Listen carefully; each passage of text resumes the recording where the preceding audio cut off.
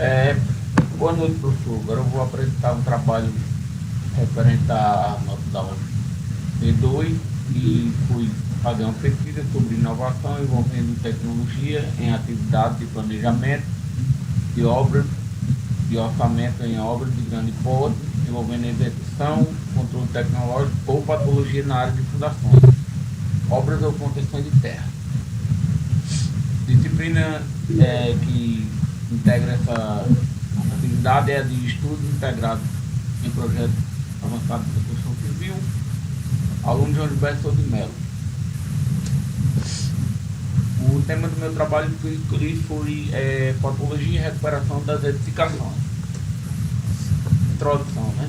A palavra patologia tem sua origem no grego, com a união dos termos patos, que significa doença ou sofrimento, e logo, que é estudo. Como o nome sugere, essa especialidade médica estuda as alterações estruturais e funcionais das doenças, identificando suas causas e efeitos. Assim como o termo, a patologia tem suas raízes nas terras dos filósofos. Embora essa não seja uma possível definição de um marco, a sua origem tem especialidade e nos remete à Grécia Antiga, onde funde a origem da própria medicina ocidental com os nossos conhecimentos. Segundo Frederico Geniper e Micaldo Júnior, a importância do estudo das patologias nas construções civis, em particular aquelas relativas aos sistemas prediais e em apreço, reside na possibilidade da atuação preventiva e especialmente quando elas têm causas falhas no processo da produção dos respectivos projetos de engenharia. À esquerda podemos ver Mário Frederico Geniper e à direita Jorge Micaldo Júnior, que fez essa citação. O que eu fiz no trabalho foi um estudo de caso. Foi um estudo investigativo que buscava avaliar, identificar e estudar algumas mudanças patológicas presentes em uma residência localizada na cidade de Rio Grande do Norte, Mossoró, Rio Grande do Norte. Não se sabe ao certo as patologias que apareceram no tempo, se são aceitáveis ou se são cedo demais para a construção. Também não sabemos se a obra teve devido cuidado às manutenções preventivas que pudessem ajudar a manter a obra no seu perfeito estado por mais tempo. Tendo em vista um clima semiárido de sua localização próxima ao litoral, com a presença de bastante calcário e sal no solo. Todo cuidado é pouco na hora da construção, devendo ser redobrada as atenções quando o quesito for impermeabilização, pois como a presença do sal é constante e forte na nossa região, esse é um ponto que não pode ser descuidado.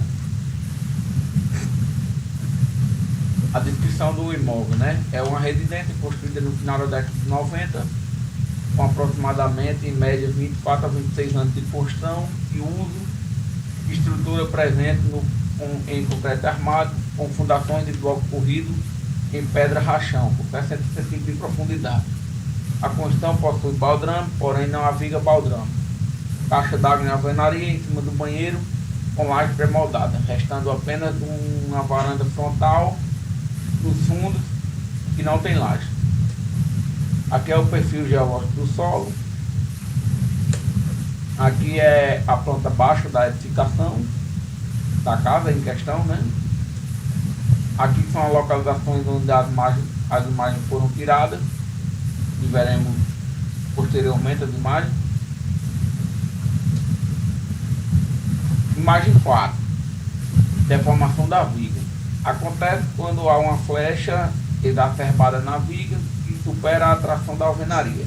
Promove fissuras, a estrutura está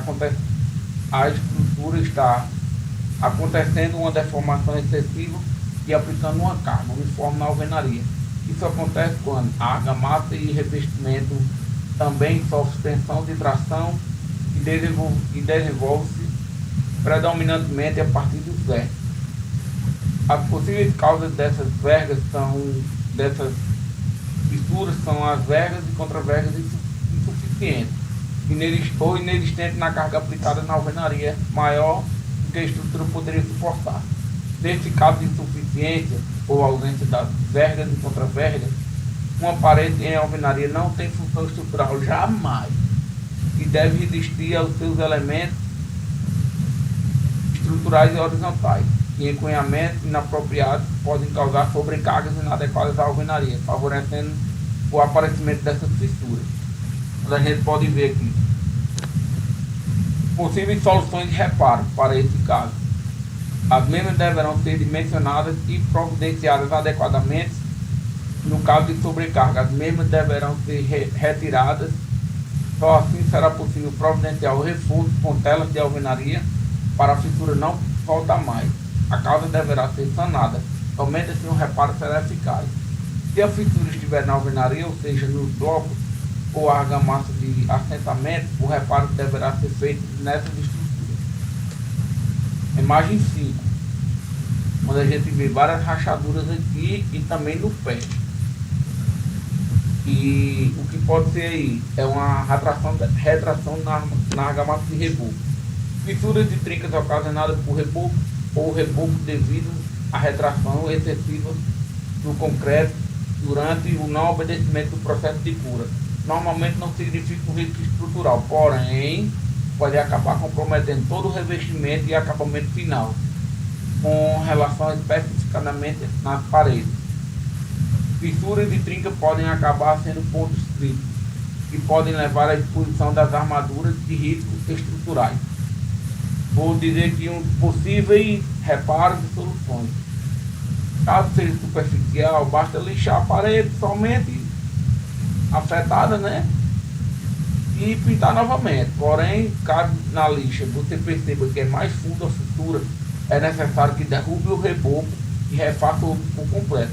Não é recomendável, né, que seja selado, pois será necessário novamente que seja lixado antes de aplicar a tinta. Imagem 6. Erosão do solo. O recalque.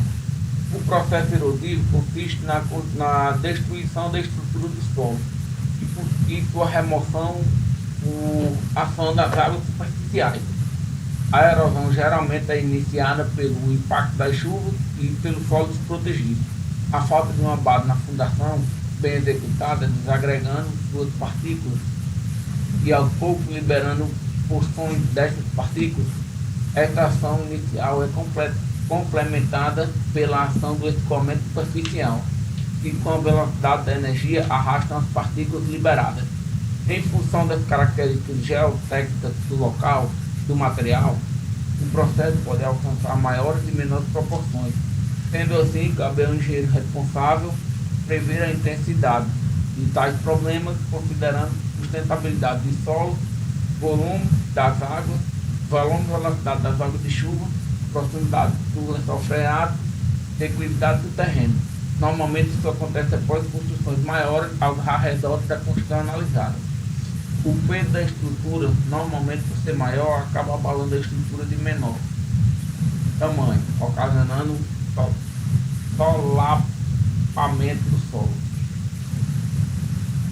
Possíveis soluções de reparo: criar um reforço no baldrame com as telas de aço e barras internas, transformando em sapata corrida ao longo de toda a lateral da residência, fazendo formas voltadas em volta do baldrame, enchendo o concreto e fazendo chanfre para aumentar o reforço do baldrame.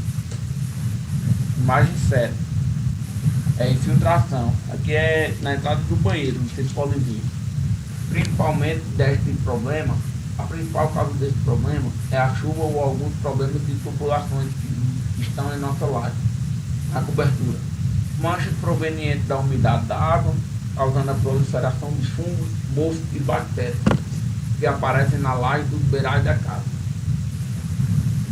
Os motivos para a ocorrência dessas infiltrações de teto são variados e diversos. A primeira providência a ter tomada é descobrir onde está a origem da falha, no caso do vazamento, e normalmente não é fácil de descobrir o local exato da infiltração.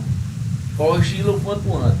Após descoberta a falha, a infiltração está visivelmente debaixo d'água. É natural que ela consiga furar uma barreira quando existem falhas em sua vedação. Com o tempo, isso acontece no desgaste natural do concreto e ponto de gotejamento aparece. Essa água atravessa a barreira e vem a se acumular na laje. Provavelmente não foi impermeabilizada. Aqui tem alguns possíveis soluções de reparo. Logo que o problema é identificado, é preciso recompor o revestimento para evitar danos das maneiras mais eficientes de evitar. O concreto da cordão da armadura é impermeabilizando corretamente a superfície da laje. Logo após que ela for assentada e batida, existem algumas alternativas para a impermeabilização. O reparo em caixa d'água de alvenaria.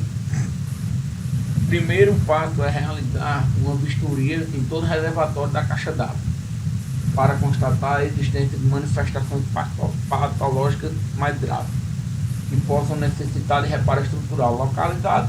Quanto à impermeabilização, o caso do sistema ainda esteja em bom estado, os reforços com demãos extras de membranas com polímeros ou cimento podem ser suficientes para mantê-la conservada. Imagem 8. Achadura aí no teto, né? Vê na parede próxima ao teto. São trincas que normalmente acontecem quando há aterros consolidados a uma forma distinta. Quando há um solo mais consolidado que a obra que o outro. Geralmente o solo deforma mais de um lado do que de outro. Isso acontece quando a homogeneidade do solo é diferente. Normalmente temos uma área de aterro e uma área de corte muito próxima. Fissuras causadas por recalque de fundação na maioria das vezes demoram para se apresentar. Muitas das vezes entre 4 e 5 anos após a conclusão da obra. Porém, quando o recalque é muito acentuado, ele pode aparecer na vida inicial da obra.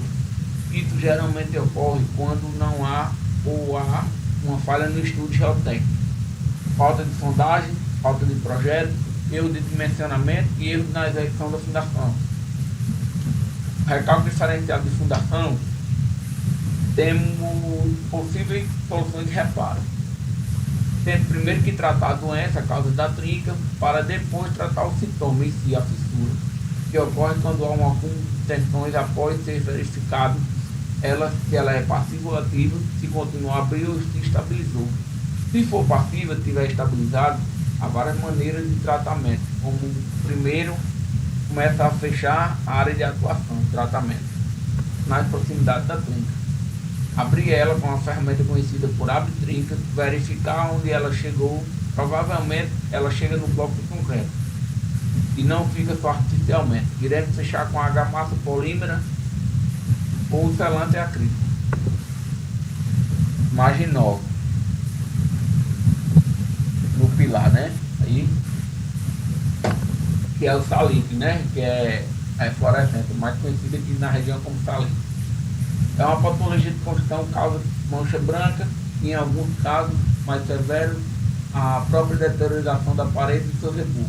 Se for revestimento cerâmico, causa deteriorização nas juntas. E a presença é algo mais parecido com sal branco.